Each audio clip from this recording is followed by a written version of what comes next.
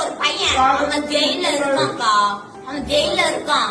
பவுல் வசந்தா நான் ஸ்கோரிங் பண்றேன். 5 கவர் நான் கொடுத்தேன்க்கா.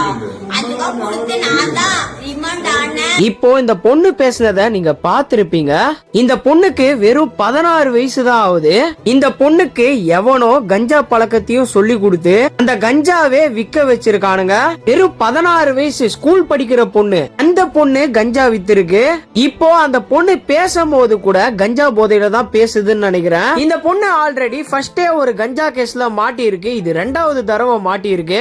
இந்த பொண்ணு போலீஸ் கிட்ட வாக்குமூலம் தான் சொல்லிட்டு இருக்கு. அந்த வாக்குமூலத்துல நிறைய பேர்லாம் சொல்லுது. அந்த பேர் சொல்றவங்க எல்லாம் புடிச்சு உனக்கு எப்படிரா கஞ்சா கிடைக்குது, உனக்கு யாரா சப்ளை பண்றா அப்படின்னு சொல்லிட்டு எல்லாத்தையும் போலீஸ் ஆராயணும். ஏன்னா ஒரு 16 வயசு பொண்ணு கையில அந்த கஞ்சா அந்த பொண்ணு யூஸ் பண்ணிருக்கு. யூஸ் பண்ணி அந்த கஞ்சாவே வித்திருக்கு. அதை எவன் விக்க சொன்னா, அதை எவன் விக்கிறான் அப்படின்னு சொல்லிட்டு போலீஸ் அவங்கள பிடிக்கணும். ஏன்னா இப்ப இருக்க சின்ன சின்ன பசங்க கையில எல்லாம் இந்த கஞ்சா கிடைச்சிட்டு இருக்கு.